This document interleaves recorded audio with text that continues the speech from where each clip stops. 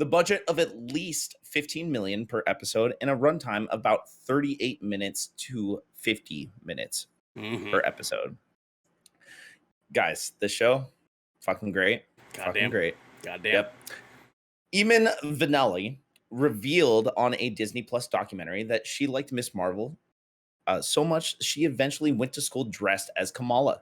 She was also a fan of the MCU and Marvel as a whole, to the point of expressing irritation over the designation of the MCU as Earth 616 in Doctor Strange in the Multiverse of Madness instead of previously designated Earth 1999. Kamala Khan. Yeah. Yeah, go ahead. Well, so before you move to the next piece of trivia here, so I was gonna say, because we're gonna be talking about her, I just want to make sure that the enunciation's correct. It's Iman Vellani. Iman. Yeah, Iman Vellani for all of us. Specifically Iman Vellani. But honestly, I think a lot of people were fucking weirded out about that, right? Like when they canonized I saw that? a lot about it. Yeah, I saw a lot of circulation on that on the Twitter sphere. Because Devin mentioned it during our review of Multiverse of Madness, and I was like, holy shit, they did do that, right? Like, I didn't think anything of it when we saw the movie in theaters, and I was like, oh shit, Devin's right, dude. Fucking weird choice. They retconned it. Absolutely a retcon, but... Yeah, I guess we'll see. Anyways, our next one. Yeah. Kamala Khan, Miss Marvel, made her debut in the comics in 2013 in a Captain Marvel comic and made her debut in the MCU in 2022. Iron Man 2008, as the first MCU movie was released.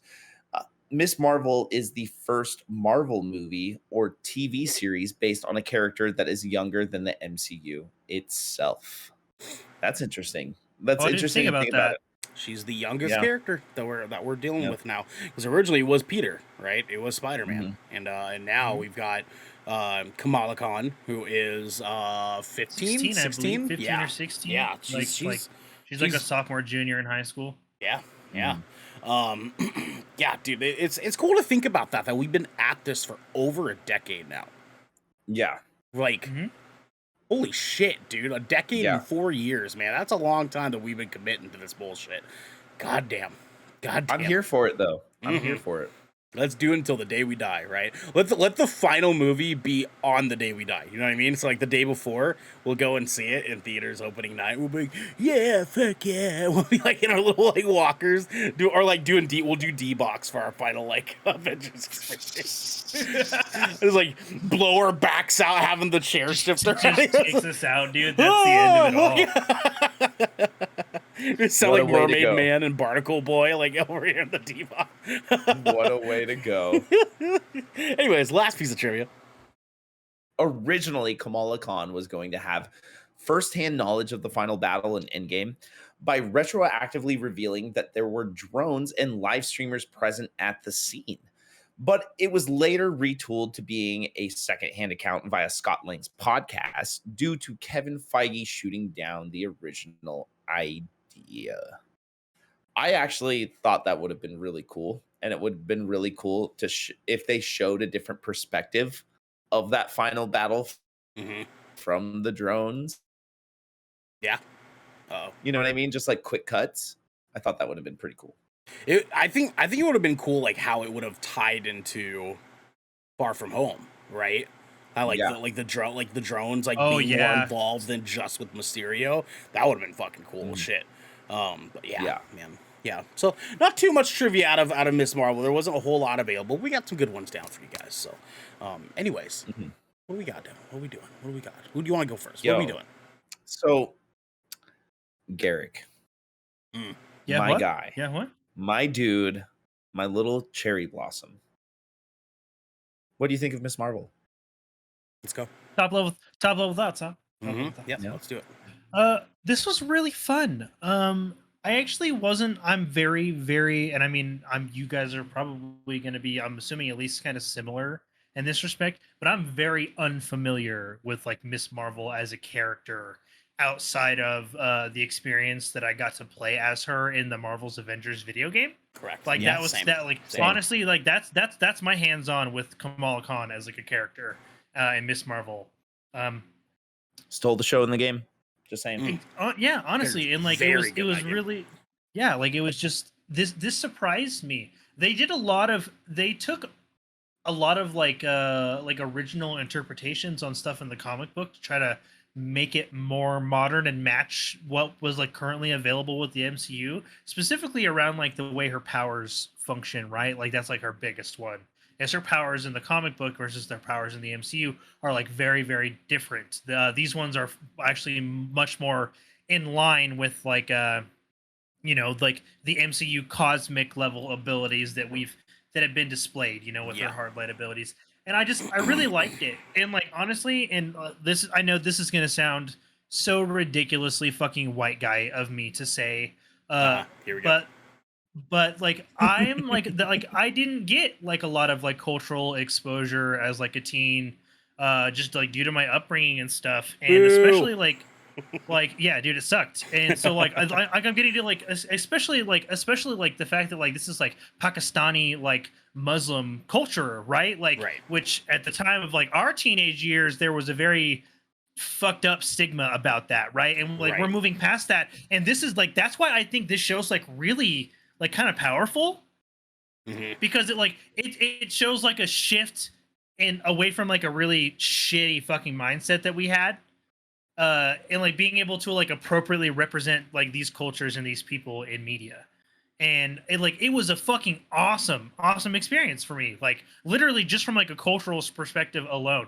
Like I was actually talking to my wife about this today. I had no idea that like there was like when they were like speaking about the mosques, that like there was such big cultural differences between like the way that like the men and women are represented, and that like they're treated within like their religious, and like which is why I thought it was really cool that she was like running for mosque board, one of the other characters in the show. And like I don't know, it was just like a really cool kind of a cultural experience for me, like getting to see like that brought into like a superhero light, and get like this sort of, it was like it kind of felt like a Black Panther kind of moment, right?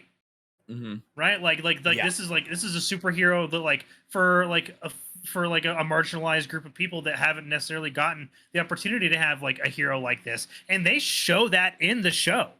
Yeah, very much. And so. It's a like this like it's like a talking point around the characters in like the community of the show. And like it was really just kind of, I don't know, it was just like it was an experience, and like it had a lot of family moments, and like it channeled like this weird like Disney Channel original movie energy. But I know that might sound like weird or kind of corny or campy, but like but it was like all the best parts about it. Like it felt very like at home. Yeah, like it just felt like a very at home experience. Like where you fell in love with the characters and you appreciated them, and you just got to enjoy the story. And like it wasn't like a high pressure, high stakes, and it just felt very like at home. And I really liked that. Especially because it's like a good palate cleanser, because all the other stuff we've gotten recently, I thought. Yeah. And sure. I don't know. It was just like I really loved it. Honestly, like it was just a very different superhero origin story, in my opinion. And like I think this is actually like a standout among like the MCU origin stories. Like definitely one of the better ones we've gotten so far. Yeah. I agree with that. I really do, actually. Who do you want next, Owen? Go for it, or no? Cool.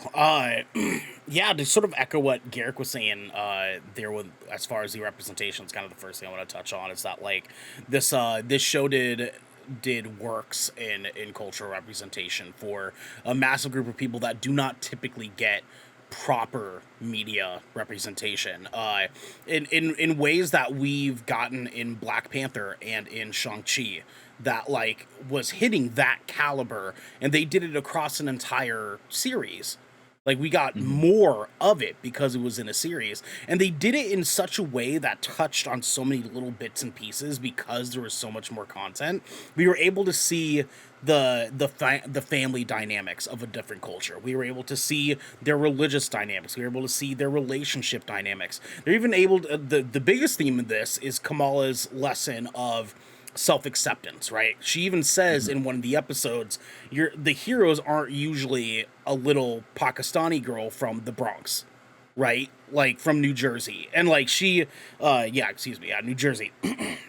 she's very like they built her character in a way that felt very self-aware in that aspect of like understanding this is a thought piece around that conversation, not just an origin story. It's talking about the fact that like she has to kind of work her way through this level of self-acceptance, and that part reflects very well from what I do know in the comics, and even what we see in the video game Avengers, from Crystal Dynamics, and she kind of juggles that and struggles with that herself too.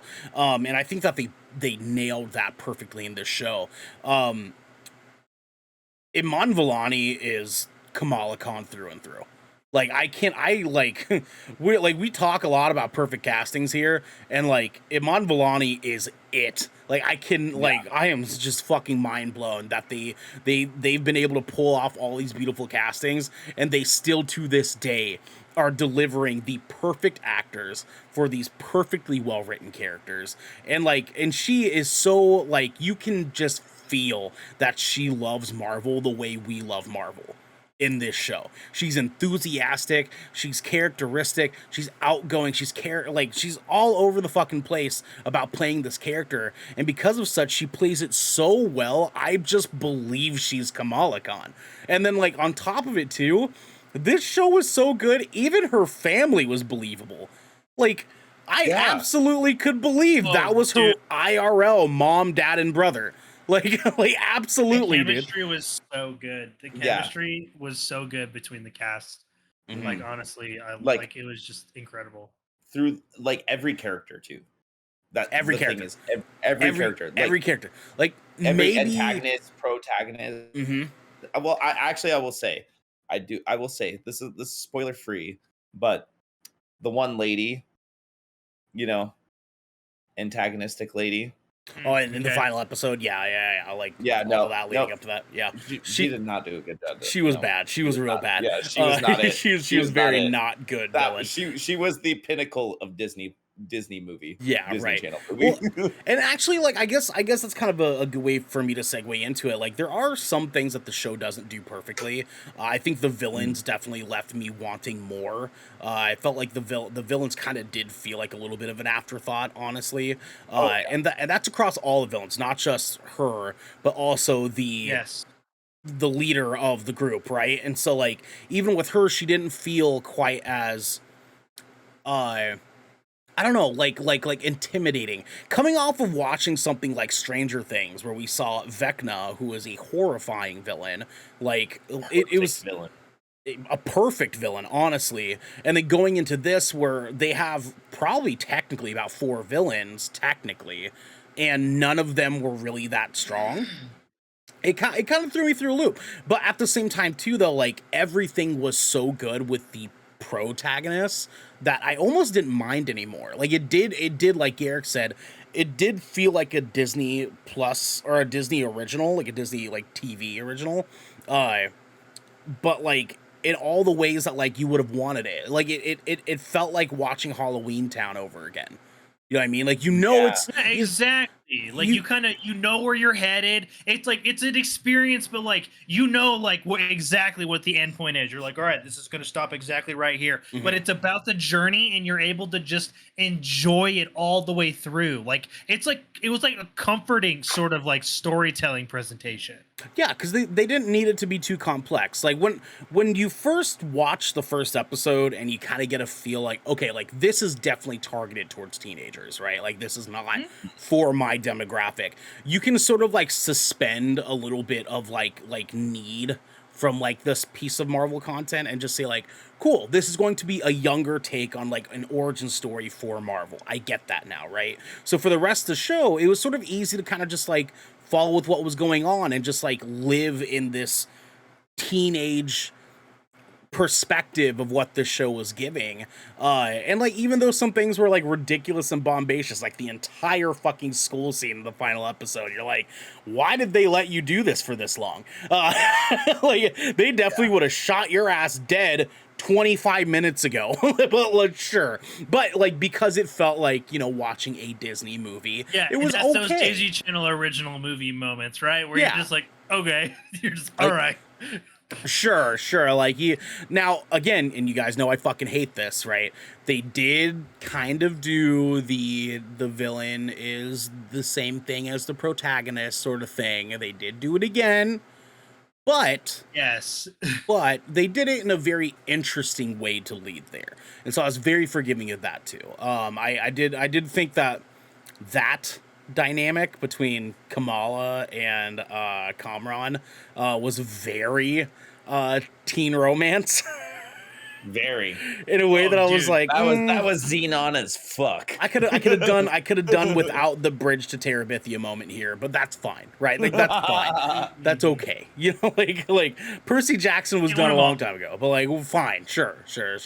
Yeah, I mean, like I think that everything this show does it good enough that like this is a good like Marvel origin story.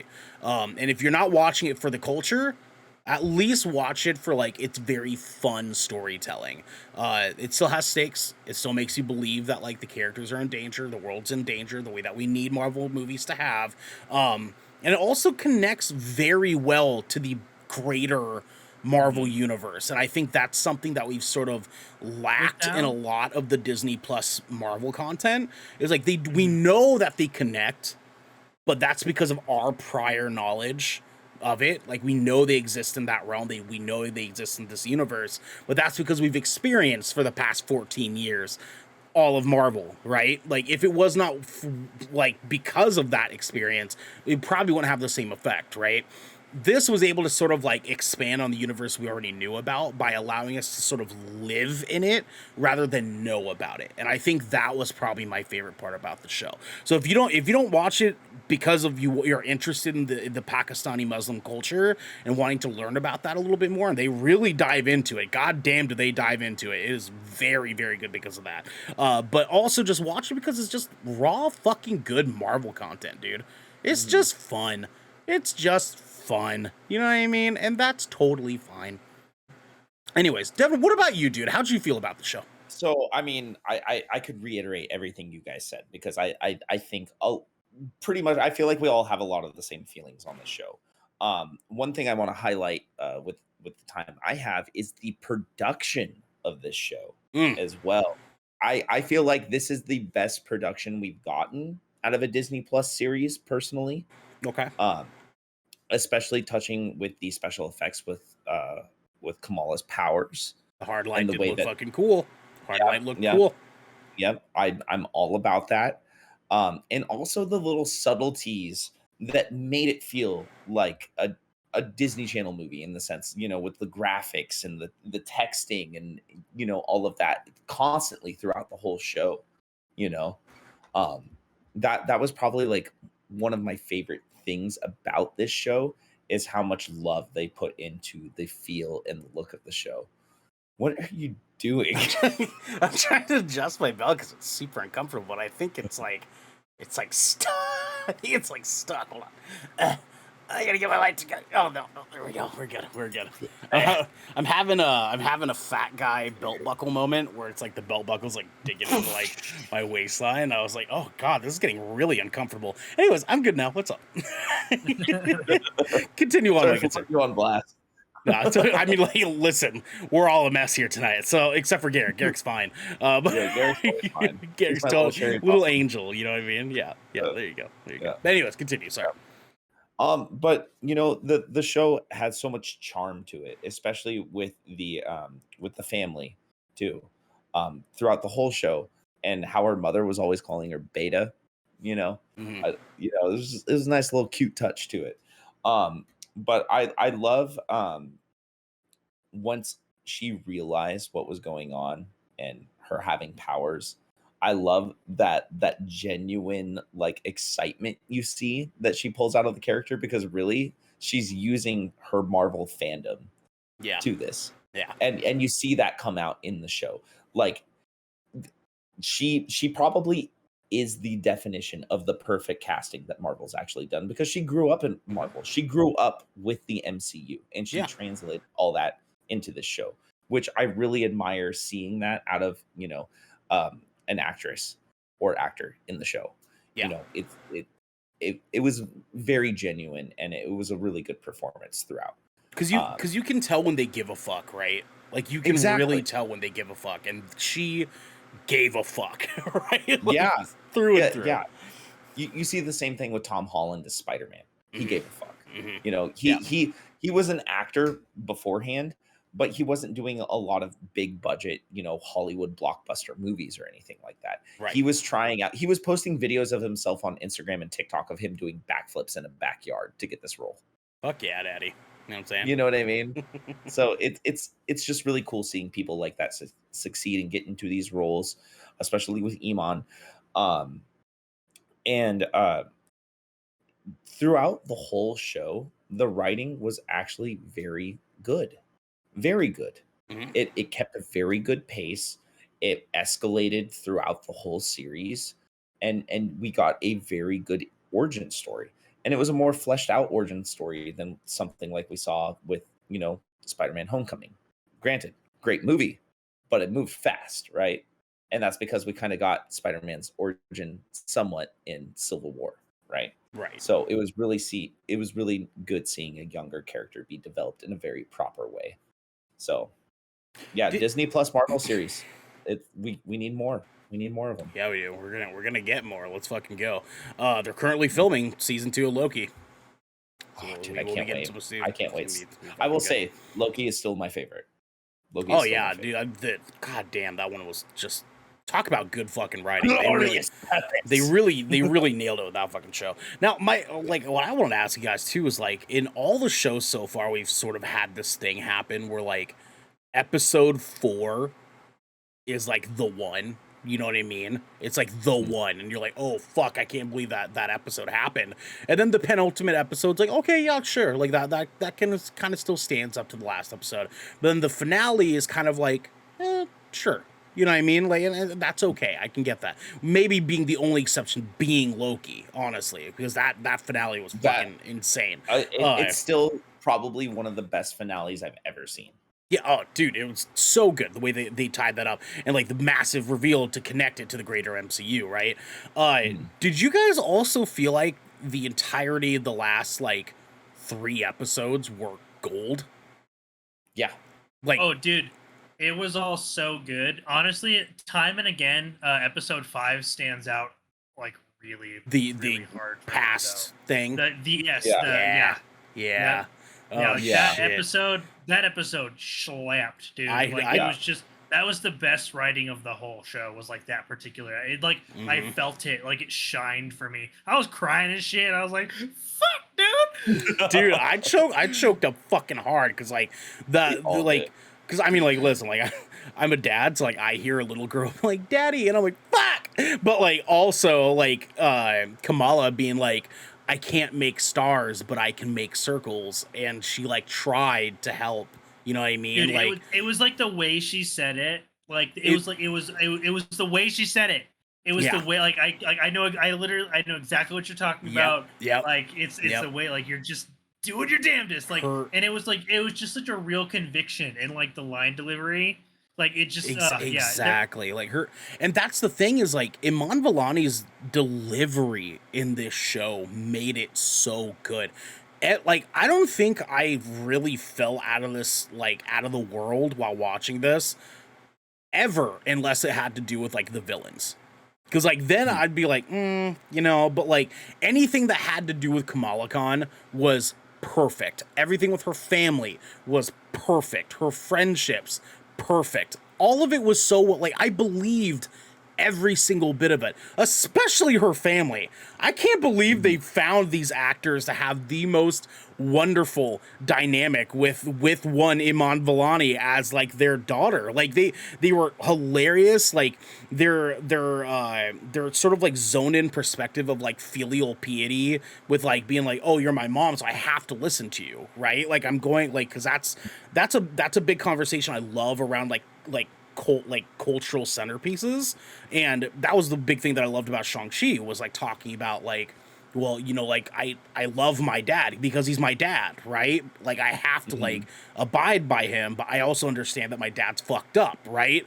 And so like having that conversation continue in this thing where it's like her mom she obviously has a weird relationship with, but like that grows in a direction that like we see happen before our eyes, right? Because like no spoilers, I don't want to say anything, but like her mom gets involved in some shit, and you're like, yes, fuck yes, because now this means like maybe you're actually gonna get off her fucking back about this, right? And like that and her dad, goddamn dude. Oh, The can I touch on this? Can I touch on this? real yes, quick do it, on do the it. Talk dad? about her dad, do it.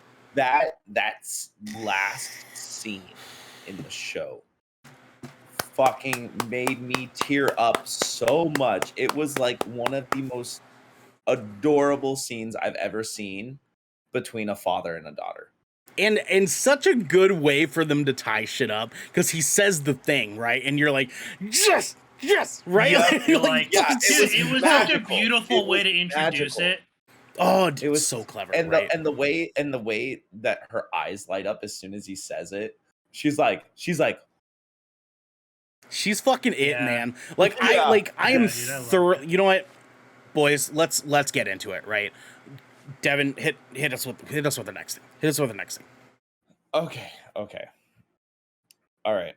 So we're gonna give our official rating now. Let's do it. I think we're ready. I'm gonna give the show a 9. Okay. Should people watch it right away? 100%. I feel like this show displays culture in a way that no other show really has, or is very rare to see, especially on such a wide scale through Disney, and Marvel. The writing is fantastic. The portrayals of the characters are fantastic. The production is fantastic. The only downside I have, like we've all talked about, is the antagonists. They're not great. They're not terrible. They're bad. Exactly. Yeah. You know, they're there. They're not the dude from Thor: Dark World. They're better than the Deviants. I'll give them that. That's fair. That's fair. You know, I would rather watch these guys than the Deviants. Yeah, 100%. And there were some cool scenes. This show also does get surprisingly violent at times that you would not expect because of its Disney presence, you know. Right. But yes, 9 out of 10 through and through. It's a fantastic show. I will definitely watch it again. I will when the Marvels is about to come out, I'm going to watch the show again. Goddamn. Oh yeah. All right. Who do Fuck you yeah. got next? Fuck yeah. Hell yeah. Fuck yeah. Hell yeah. Fuck yeah. Hell yeah. Fuck yeah. Garrett, go ahead, dude. Alrighty. I am going to give this an 8. So I'm going to give this one an 8. Like it was like there was some it was like writing weaknesses, specifically around the villains. It hurt it in some moments, and like you said, that was the only time in the show where like I felt like the energy and like the tone of the show shift into like a flat sort of space. If that makes sense, like the way I'm describing that, like because the world felt like really alive, especially when you have a lot to do with Kamala, because like whenever she's interacting with the world, and that you're seeing, there's a lot of outside third party external like visuals and stuff, and like they suck all that out whenever the villains are in the scenes. And I couldn't help but notice it like every time like we shifted from like the protagonist, and like they didn't even, so I don't know, it just like it kind of rubbed me the wrong way in a little bit, but the cultural aspect was like absolutely my favorite part of like this film. Like I felt like I got to like straight up learn a lot. Like there's a history lesson. Like I learned some shit in this too. Show. Yeah, like there really is, and I was just like, this is all super cool and interesting. Like I had never even, I was like, nope, didn't know about any of this. This was all very enlightening for me. Like as a viewer, it like felt like lore inside of lore, right? Like, yeah, right. Like I was like super enthusiastic about it. Yeah. That's like one of my favorite things with video games is lore inside of lore. Exactly. Yeah. Like give me the extra stuff. And like Kamala Khan's Kamala Khan's portrayal of Kamala Khan, Iman Vellani's portrayal of Kamala Khan was just uncanny, dude. Like honestly, like so look, they did a great job with her portrayal in like the Marvel's Avengers video games. And like she steps it up from that even. Oh, and she's fucking golden. Yeah. Crystal Dynamics Avengers, dude. Like, goddamn, Like she's good and at like that. yeah, and so like that was a great character representation, and this just felt like it too. And I loved like that youthful, like anxious, awkward, like Peter Parker energy that like she channels like the same way that Tom Holland does, and like it makes the character feel so genuine. And like just to like echo what you got, like she gave a shit, like she cared, and like you can just feel that, and like that's like that her portrayal alone is like almost what gets it to an 8. Oh Like, yeah. like for me, it's just like the writing weaknesses just can't push it past that. But honestly, like I'm upset because people are sleeping on this show. Yeah, hard, right? That's why I've been Very advocating it so much, dude. Like, And like, so my wife had been kind of like, she was feeling a little bit burnt out on like the Disney Marvel content. And I showed her like the post flip card scene. oh yeah, dude. And like I watched it and I paused it and I called my wife in and I was like, you need to watch the intro to this show. And like she literally started watching it the next day because I was just like, I was like, because it sets the tone immediately. You're like, this is the kind of show this is gonna be, and it does that. And so like it bums me out that I feel like there's not enough conversation and not enough praise going around for this. Like, and I don't understand why. I just don't get it. Yeah. I think it's because it wasn't necessarily like the demographic of a majority of like MCU fans now. I think that's probably like what it is, and if you ask me. But yeah, I like, people do need to fucking watch this, right? Like, people need to fucking watch the show. Like, you need to watch this goddamn show. The best thing about the show too is you can watch it with your family. Yeah, dude. Like, seriously. Like, I watched the first 2 episodes with my daughter, and she loved it. Yeah. She was all the way fucking in it, dude. Like, it's and just especially like, because like you look at it this way, like Miss Marvel as a character has only been around since 2013. That's not a long time. Like, you guys can all go in fucking knowing nothing together and just enjoy her character growth. 9 years. 9 years. Yeah. And most characters we've interacted with have been here like 30 to 40 years. Yeah. Well, I think like my daughter connecting with the fact that like Kamala Khan is a young brown girl, and like being able to feel like, oh my god, I can be a fucking superhero too. Like, that's dope. Like, and that's why we talk about that around the conversation of things like Shang-Chi and Black Panther, because that's what black kids and Asian kids were able to feel like watching these movies. Like, they were able to feel like, holy shit, I get a Marvel character I can dress up for as Halloween, and it makes sense, right? Like, I get to feel like my people get to shine on the big screen when it comes to these movies that everybody watches. Everyone fucking even people that like you wouldn't suspect to watch Marvel watches fucking Marvel. And so having like that entry point of this beautiful, like, intricate culture, like these now 3 different super intricate cultures that they touched on, it's beautiful, dude. It's phenomenal, this goddamn show. I'm giving the show an 8.5. I think falling right in between you two is where I like to sit on it. I do think that the 1.5 that I took off it was because of the villains and the writing sort of around them. I do think that I wanted more explanation of the things going on with the villains. I don't want to say the names. With the villains of the story. There's and villains though. Villains, I will say that would be the one saving grace about the antagonistic force, is there are multiple villains. And they sort of pad each other, right? Because by the time I'm tired of this one kind of falls into place, right? By the time I was done with that one, I was okay with this one, and so on and so forth.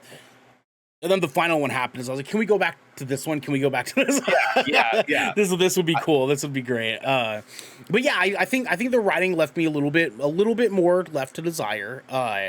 But as you guys said already, like, Iman Vellani slayed this shit. She was so good. All the bullshit, honestly, almost didn't even fucking matter. Like she did so amazing. The production did so amazing. Like when it happens in the first episode when they like have like the backdrop text conversation when Brian when he rolls up on his bike and like he gets off it and he starts to text and you can see the glow light in the window saying what Kamala's replying to him with, and I was like, oh fuck, that's so cool, dude. Because Dude, like, and they did that the whole show and I loved it. yeah. Esco, Bruno, thank dang you, it. Esco. I wasn't going to interrupt him, but I was waiting. That's why I said. That's why I said Brian. You said air You know, quotes, I you did. said I did Brian. Brian. You know what I mean? Which is why it's funny because that shit cracked me up every time it happened. Like once they established that relationship, I was like, yeah, keep doing it. Yeah. So that leaves us with a GK official review score for Miss Marvel at 8.5. Gentlemen, give us a hand. Great show. Great show. Yeah. Very good Everybody show. should watch it. Mm-hmm. Everybody should watch it. Absolutely. Devin, hit the people with our schedule for next All week. right, Or y'all. this week. Yeah. So tomorrow, Wednesday, you are getting another chance at the Vermilion Voyages, and our boy right here, Gark Bartholomew, will be playing the brand new released game, Stray. Let's go, dude. Let's go. It's gonna be so much fun. Yo, I'm a cat. I'm a kitty cat. Meow I'm meow. gonna He goes, dance, I'm gonna dance. Meow meow meow. Meow. Meow meow meow. Meow, meow. Meow, Let's go. meow, meow, meow, meow, meow. Yep. Meow meow meow meow meow meow meow meow. Yeah, I'm that'll looking be forward to at that so 7 much. p.m. It's gonna be so much fun. Oh, it looks fun. I was watching a little review video from IGN and all the little cat things you can do. Like they literally put it in the game that you can just knock shit off of shelves and like surfaces. And I'm just Dude, like, Twitter okay. Get on blew. random strangers' laps. Twitter blew Yeah. the fuck up over this game today. I don't know if you guys saw, but like, Dude, yeah. like, Yeah. and it's been cracking me up all day because they're not even Yeah, referring bro. to it as Stray. They're saying the cat game came out, and it's been cracking me the fuck up because nobody knew this game was actually good. They were just like, oh my god, that's a cute fucking. I get to be a cat. Fuck yeah, I want that. And now, Dude. they're making so much money because of a cat. Dude, and Dude, the price honestly, point, it was the brilliant. price point is so good for this sort of marketing for them. Oh, dude, Because people are gonna go onto PlayStation and be like, $30, shut the fuck up. I'm like Yeah. downloading it already. Like, yeah. Yeah, dude. Well, and I upgraded my my PlayStation Plus plan so I could get it for free. yeah, dude, Yeah. which is another move. Like, Mhm. dude, like, boop, like right there. There you go. Yeah. So I'm so I should with the probably do that. with that said, yeah, I'm gonna try out the new PlayStation Premium deal for a couple months and see how that leads into. But when I saw that Stray was gonna be free for people that subscribe to that, I was like, Yeah, You know, let me okay, know how that's- this plays out for you over the next couple Yeah, of months. I'll Like, let kind you of know. report back. I'm I'm curious. interested. I'm interested. yeah, You know. for sure. Thursday, there will be a Shipwreck Show live recording right here at twitch.tv/Good Kraken Show. If you go to our Discord and you subscribe to us, you can be part of the conversation and also give us questions that we will answer. But I unfortunately will not be there because yes, I will be saying nope. Yep. Yep. Which Oh, we will which- talk about in a second. which I did not update on. Don't worry, I on got this you. one. Yeah, I got baby you. boy. Thank you, baby Yeah, boy. don't worry, I already knew. So Yeah. stoked to see Friday, there will be an episode of Splash Damage as Dusk Falls. that. That is also at 7 p.m. Ooh. West Coast, Best Coast time, as well Now- as the Shipwreck Show. Just Now, here's remind the thing. everybody. Yes, you want to explain it? You want to go for it? Yeah. Do it. So the game is 2-player co-op, but 8 player. okay, but Oh, 7? I people thought it was pre- 8. Anyways. No, so 2 people present. Oh yeah, no, it's actually- 8. You're 8. It's eight player. It's 2 people present actually playing the game, but 6 other people through a companion app that you can download through the App Store on your Mhm. phone can be a part of the Mhm. gameplay experience and help make decisions that alter the gameplay. Yes. So our community, everybody listening, please be a part of this. If you want to hop in our Discord, if you want to be a part of the conversation, message us, join our Mhm. Discord. Yes. We will be doing some Ernell fun and I things. will be your resident gamers for the evening. And I will be Yes. on my phone, whether I'm gonna there be- presently or afar. He's gonna be trolling hard with Oh, Esco, no and idea. it's real. I'm You have telling you. no idea. I'm God, gonna dude, troll it's you guys so fucking hard. ridiculous. Watch I'm gonna Esco, just fuck these like guys Esco's up. gonna look up a playthrough of the whole game and just preload all of her answers. Dude, she didn't do that. You're so she did not do that with Aquara. You're so convinced.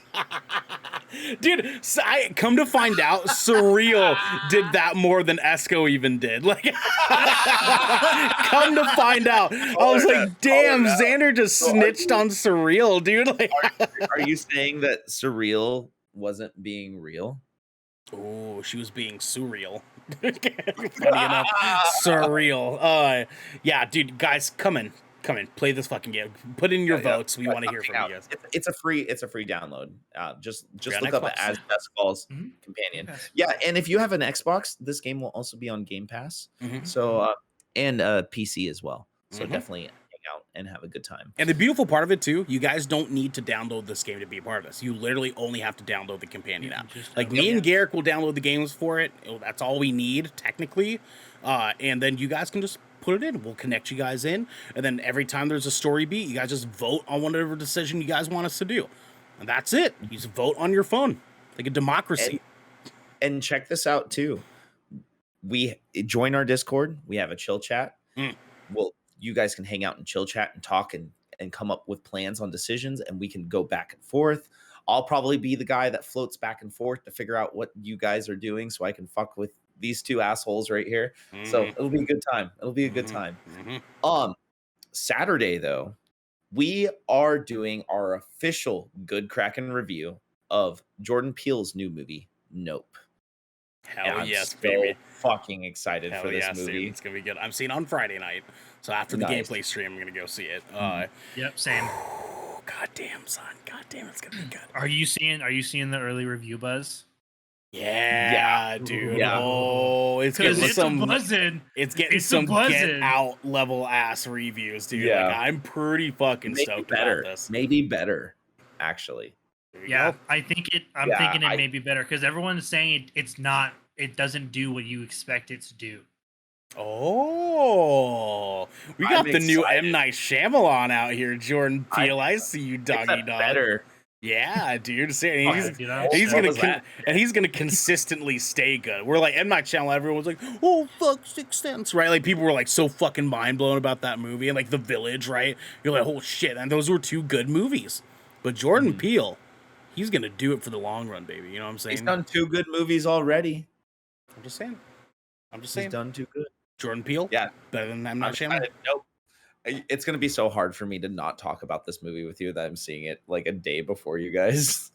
Yeah, I know. Don't fucking talk about it during the I gameplay know. stream.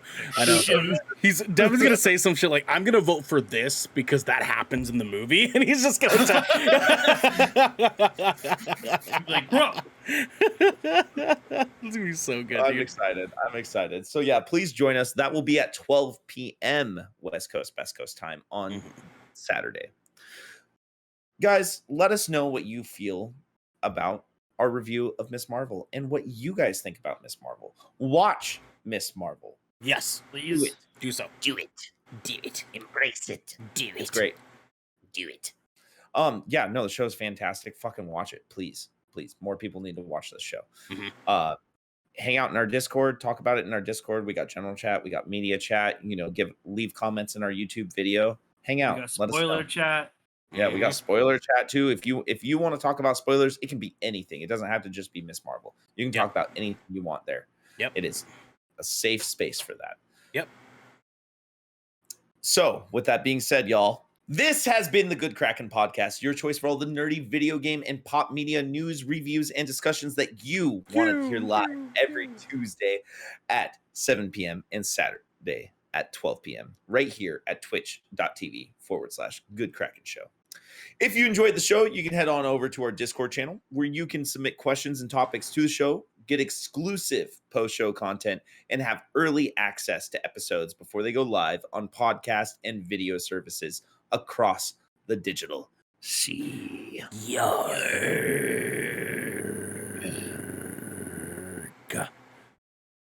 Even You Esco can did it also with us. support us at our YouTube channel by clicking that beautiful bell and big red button, or by subscribing to our podcast channel by searching Good Kraken, exclamation point, and leaving a review there. But until next time, In biggin, baby. Let's It's go. biggin'. Woo!